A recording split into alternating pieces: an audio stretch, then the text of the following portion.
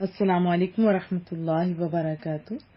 آج ہم انشاءاللہ تعالی سورۃ النساء آیت 137 سے ابتدا کریں گے۔ اعوذ باللہ من الشیطان الرجیم، بسم اللہ الرحمن الرحیم۔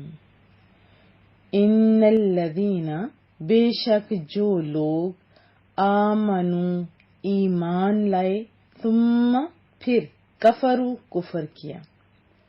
ان الذین آمنوا ثم کفروا، بے شک جو لوگ ایمان لائے پھر کافر ہوئے، ثم آمنوا پھر ایمان لائے، ثم کفروا پھر کفر کیا، پھر انکار کیا، پھر دائرہ اسلام سے باہر نکل کے منکروں میں شامل ہو گئے،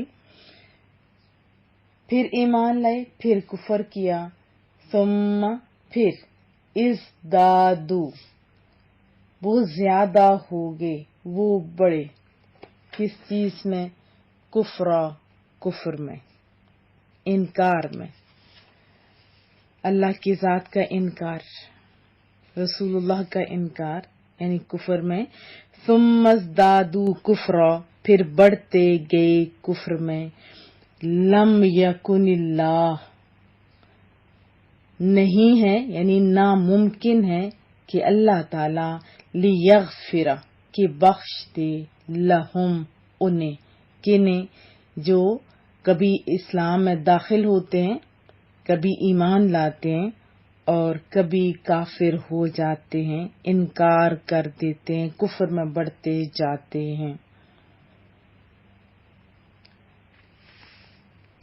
ثم ازدادوا کفرا لم یکن اللہ لیغفر لہم پھر بڑھتے گئے کفر میں، نہیں ہے سنت الہی ان کے متعلق یعنی ان دل میں لوگوں کے متعلق، یعنی کبھی ایمان لاتے ہیں کبھی کافر ہو جاتے ہیں، تو سنت الہی نہیں ہے ان کے متعلق کہ انہیں بخش دے، یعنی انہیں بخشا جائے، اللہ تعالیٰ ان کو نہیں بخشے گا۔ اور لا نہ لیہدیہم یہ کہ ہدایت دے انہیں، سبیلا راستے کی طرف، یعنی سیدھے راستے کی طرف ہدایت کی بات ہو رہی ہے۔ ولا لیہدیہم سبیلا اور نہ یہ کہ انہیں راہ راست تک پہنچائے۔ بشر خوشخبری دے دو، کن کو؟ منافقین، منافق کی جمع منافقوں کو، خوشخبری دے دو منافقوں کو، یعنی ان دو رخے لوگوں کو بشارت دے دو۔ بِأَنَّ اس لیے کہ بے شک لہم ان کے لیے عذابًا علیما دردناک عذاب ہے۔ بشر المنافقین بِأَنَّ لَهُمْ عَذَابًا عَلِيمًا خوشخبری سنا دو منافقوں کو کہ بلا شبہ ان کے لیے دردناک عذاب ہے۔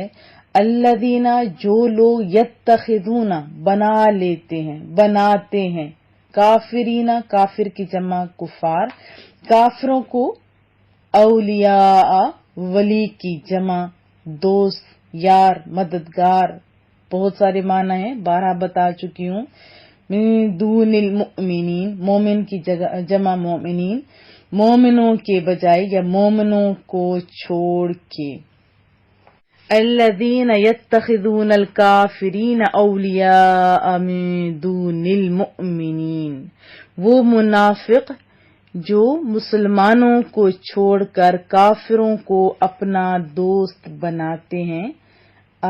کیا یبتغون کیا وہ چاہتے ہیں، عندہم العزہ ان کے ہاں عزت، فإن العزت للہ پس یقیناً عزت للہ اللہ کے لیے ہے، جمیعا سب کی سب۔ ایبتغون عندہم العزت فإن العزت للہ جمیعا کیا وہ تلاش کرتے ہیں ان کے پاس عزت؟ تو وہ سن لیں عزت تو صرف اللہ کے لیے ہے، سب کی سب۔ عزت کس کے لیے؟ اللہ کے لیے ہے، سب کی سب۔ وقد اور تحقیق نزل علیکم نازل کیا ہے تم پر، فی الکتابی کتاب میں، کہ اذا جب سمعتم سنو تم، کیا؟ آیات اللہ اللہ کی آیات، یکفر بہا کہ ان کا انکار کیا جا رہا ہے، کن کا؟ آیات کا انکار کیا جا رہا ہے، وَيُسْتَهْزَأُ اور اللہ کی آیات کا مذاق اڑایا جا رہا ہے، بہا ان کا، ہا کی ضمیر راجع ہو رہی ہے نا آیات اللہ کی طرف، فلا پس نہ حکم ہے، تقعدو نہ بیٹھو، معہم ان کے ساتھ، حتی یہاں تک کہ یخودو وہ مشغول ہو جائیں، وہ یعنی کسی اور کام میں مشغول ہو جائیں، فی میں حدیث بات، غیر ہی کسی دوسری یعنی اس کے علاوہ۔ وقد نزل علیکم فی الکتاب اور تحقیق اللہ تعالیٰ نے تم پر کتاب میں یہ حکم اتارا ہے، ان اذا سمعتم آیات اللہ یکفر بہا کہ جب تم سنو اللہ کی آیتوں کو کہ ان کا انکار کیا جا رہا ہے، وَيُسْتَهْزَوْ بِهَا اور اللہ کی آیات کا مذاق اڑایا جا رہا ہے، فَلَا تَقْعَدُوا مَعَهُمْ تو مت بیٹھو ان کفر و استہزاء کرنے والوں کے ساتھ، حتی یخوضوا فی حدیث غیرہ یہاں تک کہ وہ کسی دوسری بات میں مشغول ہو جائیں، انکم بے شک تم بھی، اذا تب، مثلہم ان جیسے ہو جاؤ گے، انکم اذا مثلہم ورنہ تم بھی انہی کی طرح ہو جاؤ گے، ان اللہ بے شک اللہ تعالی جامع المنافقین جمع کرنے والا ہے منافقین کو، منافق کی جمع، والکافرین کافر کی جمع، اور کافروں کو کدھر جمع کرنے والا ہے؟ فی میں جہنم جمیعا سب کو جہنم میں، جمیعہ کا معنی ہوتا ہے نا سب کو اکٹھے، جہنم میں جمع کرنے والا ہے۔ ان اللہ جامع المنافقین بے شک اللہ تعالیٰ سب منافقوں کو اکٹھا کرنے والا ہے، والکافرین اور سب کافروں کو، فی جہنم جمیعا جہنم میں، یعنی منافقوں اور کافروں سب کو دوزخ میں اکٹھا کرنے والا ہے۔ وضاحت جان لیتے ہیں، آیت 137 میں جو ڈھل مل یقین والے لوگ ہیں نا ان کا تذکرہ ہے، یعنی جو لوگ اتنے ڈھل مل یقین ہو، اسلام کی کوئی کامیابی دیکھی تو مسلمان ہو گئے، ذرا شدت کا زمانہ آیا تو اسلام کو چھوڑا، جھٹ کفر اختیار کر لیا، پھر کوئی معجزہ دیکھا یا مسلمانوں کے غالب آنے کے آثار نمایاں ہوئے، پھر اسلام قبول کر لیا، پھر شیطان نے وسوسہ ڈالا یا مسلمان کسی آزمائش میں مبتلا ہو گئے، اسلام سے پھر رشتہ توڑا اور کفر سے ناتا جوڑ لیا، تو ایسے مجرم ناقابل عفو ہیں، ناقابل معافی ہیں، اور توفیق خداوندی ان لوگوں کی دستگیری کے لیے کوئی بے چین نہیں جو گمراہی کے گڑھے میں گرنے کی قسمیں اٹھائے بیٹھے ہوں۔ سمجھ آئی؟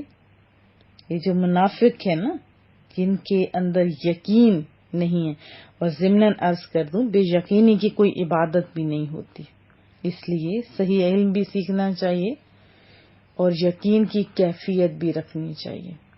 پھر انشاءاللہ پورا جب ہم سنیں گے لاسٹ میں چند باتیں اور بھی بتاؤں گی، اور اس کے بعد کہا کہ خوشخبری سنا دو، اور علامہ قرطبی نے لکھا کہ ہر یعنی اچھی یا بری خبر کو بشارت کہتے ہیں، جس کے سننے کے بعد اس کے اثرات چہرے پر نمایاں ہو جائیں۔ اور ہمارے عرف میں بشارت تو خوشخبری کو کہتے ہیں، لیکن جب کوئی بڑا مجرم ہوتے تو کہا نہیں جاتا، یہ بھی تو ہمارے عرف میں ہے کہ ٹھہر جا میں تجھے بڑا انعام دیتا ہوں، حالانکہ انہیں کٹ پڑنی ہوتی ہے، ایسے ہی ہوتے ہیں نا۔ اور پھر اس کے بعد یہ جو آیات ہیں، ترجمہ بڑا واضح ہے، بڑا خوبصورت ہے۔ منافقین کی بات ہو رہی ہے کہ منافقین کفار کے ساتھ محبت کی پینگیں اس لیے بڑھاتے ہیں کہ وہ دیکھتے تھے کہ ان مسلمانوں کے پاس کیا رکھا ہے، نہ دولت ہے، نہ شوکت ہے، اور بلکہ ہر لمحہ دشمن کے حملے کے سیلاب میں بہہ جانے کا خدشہ ہے، خوف ہے، اور کافروں کے پاس دولت ہے، ثروت ہے، اس کے علاوہ ان کے پاس قوت ہے، شوکت ہے، ان سے روابط پیدا کریں، اس طرح عزت حاصل ہو سکتی ہے۔ انہیں بتایا جا رہا ہے کہ یہ سب تمہاری خام خیالیاں ہیں، عزت عطا کرنے والا اللہ تعالی رب العزت ہے۔ چند دنوں میں پتہ چل جائے گا، آنکھیں کھل جائیں گی کہ کس کا آفتاب اقبال دنیا بھر کو منور کرتا ہے اور کن کے قدموں میں دولت لونڈی بن کر حاضر ہوتی ہے۔ کتنا واضح الفاظ میں بتا دیا۔ اور پھر زمانے نے دیکھا، کون فاتح ہوئے آپ بتائیں؟ اور جو اس ٹائم منافقوں کی حالت تھی، یہی آج کل کیا ہمارے معاشرے میں بھی نہیں ہو رہا؟ لمحہ فکریہ ہے نا، ذرا غور تو کیجیے، کیا ابھی بھی ویسا نہیں ہو رہا کہ مسلمانوں کو چھوڑ کر کافروں کو دوست بنایا جاتا ہے، اپنوں کو چھوڑ کر غیروں کی ہاں عزتیں تلاش کی جاتی ہیں؟ تو یہ کن کا طرز عمل ہے؟ منافقوں کا نا۔ وہ یہ مرض آج کل بہت زیادہ پایا جا رہا ہے، اپنوں کو چھوڑ دیتے، بیگانوں سے دوستیاں، مسلمانوں کو چھوڑا کافروں سے پیار، اور باہمی اتحاد سے عزت حاصل کرنے کی بجائے کفار کے قدموں میں بیٹھے ہوئے ہمارے حکمران عزت حاصل کرنے کی کوشش کرنا مسلمان قوم میں کس طرح سرایت کر گیا ہے۔ اللہ ہم سب کو عقل سلیم عطا کرے۔ تو کیا ہماری چلے ایک لمحہ سوچ لیتے، کیا اس طرح ہماری عزتوں میں اضافہ ہو رہا ہے؟ نہیں نا، دشمنوں کے کتے کی عزت ہے۔ لیکن آج کے یہ ڈھل مل جو مسلمان ہیں، جنہیں وہ بھروسہ جو اللہ پہ ہونا چاہیے تھا، جو علم سے دوری کے سبب ہے، اور غیر یقینی کیفیت، اور یہ ساری میرے لفظوں میں یوں سمجھے کہ میں منہ سے بول بھی نہیں سکتی۔ اللہ ہم لوگوں کو ہدایت دے۔ ہم مومن ہیں اور ہمارا عمل انا للہ و انا الیہ راجعون۔ پھر اس کے بعد بتایا جا رہا ہے وَقَدْ نَزَّلَ عَلَيْكُمْ فِي الْكِتَابِ، بے شک اللہ نے تم پر کتاب میں یہ حکم نازل فرمایا ہے، یا فرما چکا ہے۔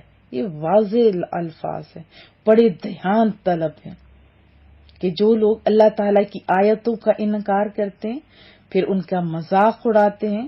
ابھی آپ دیکھیں میسیجز، کبھی رمضان کا مذاق ہو رہا ہے، کبھی فرشتوں کا مذاق اڑایا جا رہا ہے، اور پتہ نہیں کیا کیا۔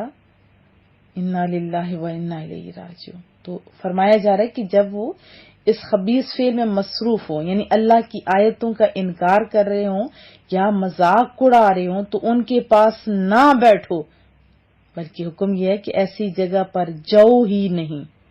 اگر جانا پڑے تو جب ہاتھ سے روکنا ممکن ہو تو روکو ہاتھ سے، اگر زبان سے روک سکتے تو زبان سے روکو، نہیں کر سکتے ہو یہ بھی تو دل میں اس حرکت سے نفرت کرتے ہو وہاں سے کم از کم اٹھ تو جاؤ نا۔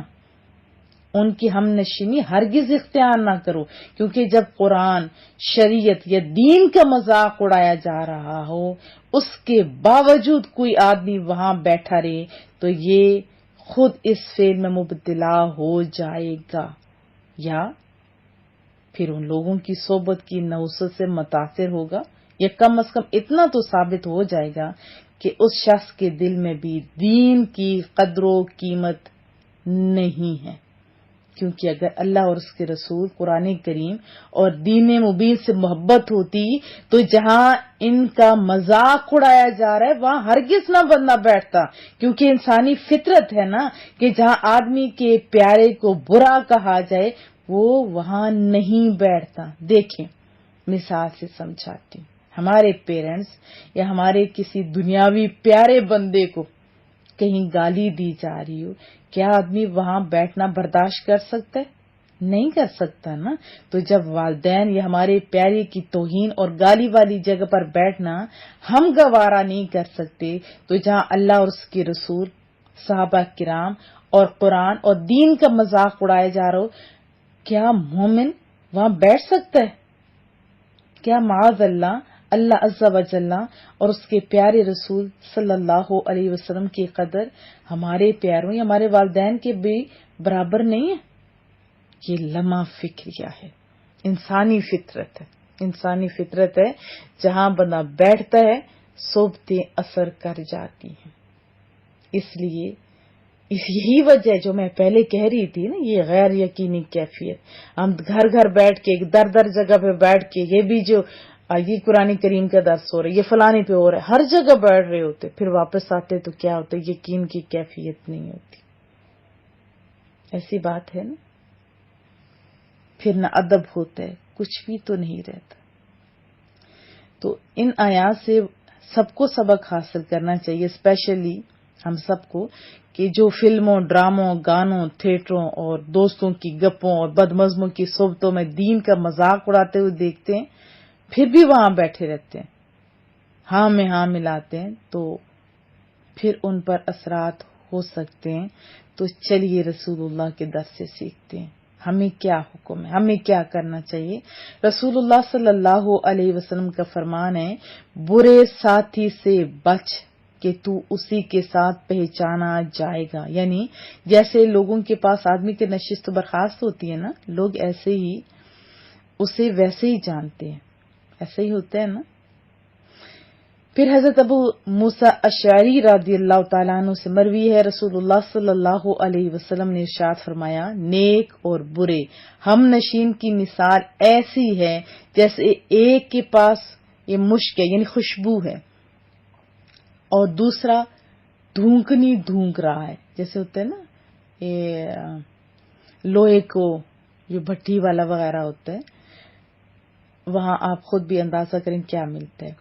تو فرمایا مشک والا یا تو تجھے مشک ویسے ہی دے گا، مشک سے مراد خوشبو ہے، عطر وغیرہ، یا تو اس سے تو خرید لے گا اور کچھ نہ صحیح تو کم از کم خوشبو تو آئے گی نا، اور وہ دوسرا تیرے کپڑے جلا دے گا، یا تو اس سے بدبو پائے گا۔ بحوالہ بخاری۔ اور دوستی کے بارے میں درس میں نے دیا تھا، آپ یوٹیوب پہ لازمی سنیے۔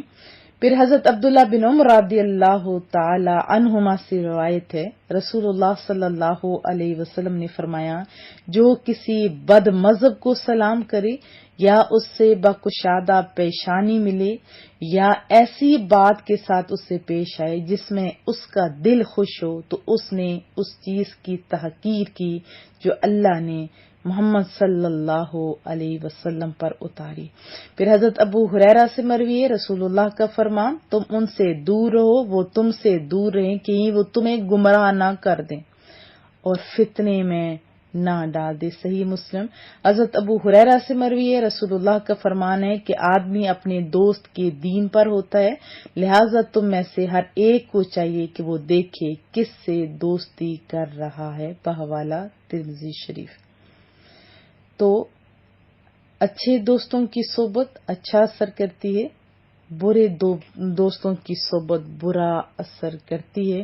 ہمیشہ کوشش کیا کیجیے کہ اچھے لوگوں کی صحبت اختیار کریں، جن کے پاس بیٹھ کے آپ کے دل میں اللہ کی محبت زیادہ ہو جائے، جن کے پاس بیٹھنے سے رسول اللہ کا ادب زیادہ ہو جائے، جن کے پاس بیٹھنے سے صحابہ کرام کی جو عظمت ہے وہ ہمارے دل میں بڑھ جائے، جن کے پاس بیٹھنے سے قرآن کریم سے محبت ہو جائے، جن کے پاس بیٹھنے سے ادب مل جائے، ان کی صحبت اختیار کیجیے۔ ان لوگوں سے بچیں جو مذاق میں جو مذاق میں اپنا ایمان بھی کھو بیٹھتے اور انہیں پتہ تک نہیں ہوتا، اور پھر کہتے ہیں ہنس ہو، جو پھر ہنسنے میں دوسرا بھی ہنسنے میں لگ جاتا ہے، تو پھر بہت ہی خرابیاں پیدا ہو جاتی ہیں۔ اور جو لوگ اس ادب و احترام سے عاری ہوتے ہیں، ان کی باتیں کہیں اثر نہ کر جائیں، ان کے پاس بیٹھنا نہیں چاہیے۔ حضرت عمر جیسی ہستی جن کے بارے میں رسول اللہ صلی اللہ علیہ وسلم نے فرمایا کہ ان کا علم بھی اتنا ہے، اگر میرے بعد کوئی نبی ہوتا تو عمر ہوتے۔ حضرت عمر نے جب وہ دیکھے نا ایک چند اوراق اٹھائے تھے، تھوڑا پڑھ رہے تھے، تو کیا فرمایا، اگر حضرت موسیٰ علیہ السلام بھی ہوتے، تورات کے تھے نا وہ، فرمایا اگر ابھی حضرت موسیٰ بھی ہوتے تو وہی پڑھتے جو مجھ پر نازل ہوا ہے۔ سمجھنے کی کوشش کیا کیجیے۔ السلام علیکم ورحمۃ اللہ۔